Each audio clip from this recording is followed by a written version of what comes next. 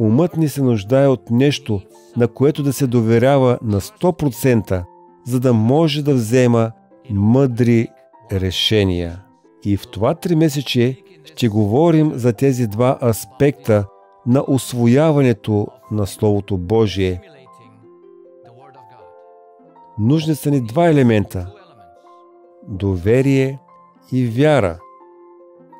Повечето хора са объркани и си мислят, че доверието и вярата са подобни, но всъщност са много различни.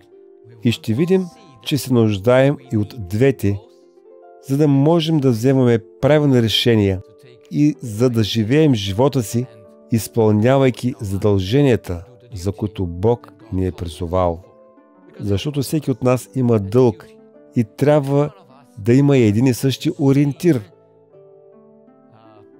Тоест, трябва да имаме една и съща основа, на която да се доверяваме.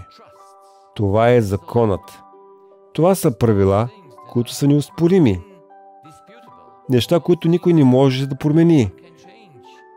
Но те са там, за да ни дадат ясна ориентация.